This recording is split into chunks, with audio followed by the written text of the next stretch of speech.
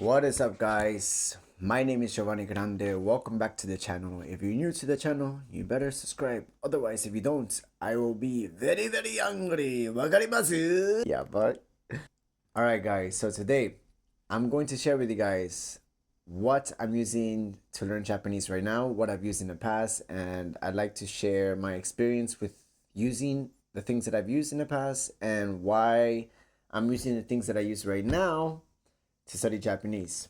Right. So without further ado, right. So things that I've used in the past. Things that I've used in the past. Now, when I first started learning Japanese, I used an app called Duolingo. I'm pretty sure you guys know what this app is. It's pretty much a very easy way to get into language learning. I do recommend it if you're first starting out, just to get a taste of what it's like to learn a different language. I do recommend, however, that if you do end up liking studying Japanese, you might want to stray away from using Duolingo as soon as possible. And I say this because, yes, Duolingo is a good app to start, but it's not very serious. So if you want to get a little bit more serious about your studies, I recommend getting yourself a textbook. Now, I've used Genki series, part 1 and part 2. I finished both of them. Now, I didn't master them, but I went through it and I studied as much as I could through the textbooks. And I do recommend these textbooks just to get a good solid foundation of Japanese. I've also supplemented my studies with a lot of Japanese entertainment, and I've also found channels on YouTube that break down certain grammar points or something. I do recommend Miku Real Japanese, and her channel is really good because she has conversations, like one-on-one conversations with other Japanese people. So you get to listen to native Japanese, and a lot of the times during the conversations, there's gonna be times where there's a kanji that you don't understand, and sometimes there's a little bit of a definition in the middle of the screen describing what the kanji is and how to say it, and also an English translation. So it's a good way to like not get totally lost in a conversation. I do recommend it. I'll put a link in the description. Yes. So those are the things that I've used in the past. The things that I'm using right now. All right. So I recently discovered an app called Migaku, which is pretty much just a plugin that you can attach to your Netflix. And because I'm watching a lot of Japanese entertainment, mostly anime, actually it's just all anime in Netflix, I use this application to have subtitles in Japanese. And also, the benefit of using this app is that if there's like kanji that you don't understand, or part of a sentence that you don't understand, you can hover over the subtitle and it'll give you an English definition, and not just one definition, but it'll give you several definitions just so you could kind of understand what this word means. So I do recommend that. I've been using that almost every single day. Right now, I'm learning through Assassination Classroom. Now, this anime is a little bit advanced, and I kind of don't understand almost anything in anime. So it's good to just go through all the kanjis that I don't know and just get used to it. Now, I've already gotten used to a few, but yes, I'm on my way.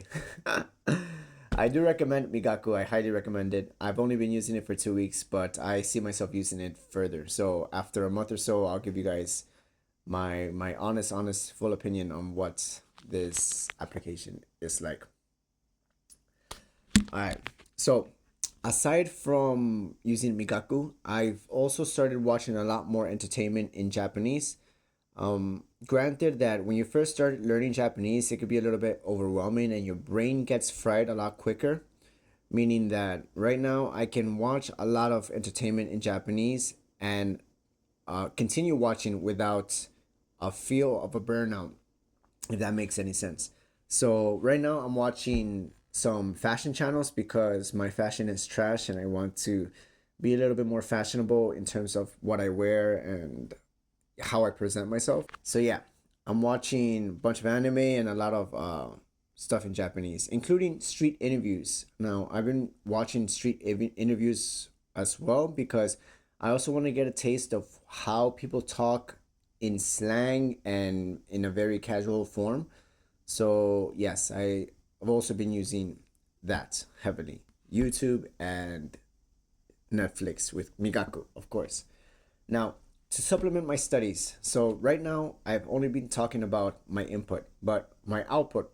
Now, since I started studying, I've been going to language exchange events, and I do recommend it because you get to you I think it's very important to output a lot of the things that you learn so it can really stick.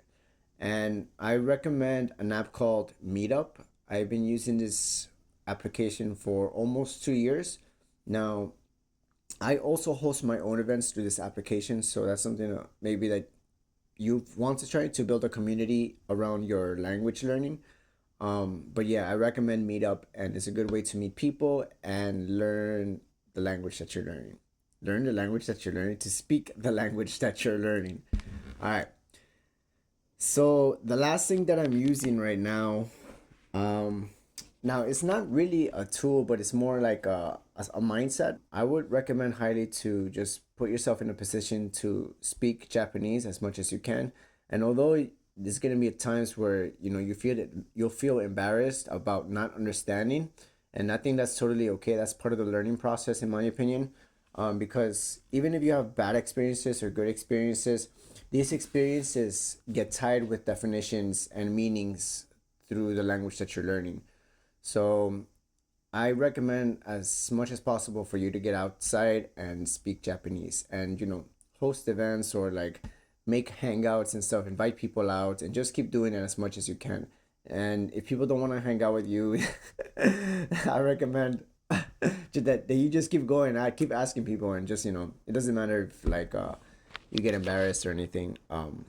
But yeah, I recommend just going out as much as you can and finding opportunities to speak Japanese. And also is that you want to tie your journey of learning language with positive memories and negative memories. But positive memories, you want to make this journey enjoyable. So I think in order to do this, I think it's good to go out, make some friends, and speak Japanese. Yeah. Yeah, I mean that's the whole point, to be social, right? To learn a new language, to be social, not to be inside your room all the time just studying all day long. That's kind of boring in my opinion.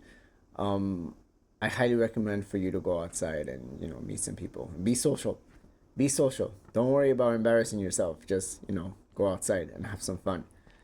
All right. So yeah, so that's what I've been using: anime, YouTube, and what was the last thing? Also, language exchange events. So, yes, for anybody that has any recommendations of what to use, please comment in the comment section below. And yes, I'll see you guys in the next one. Ciao.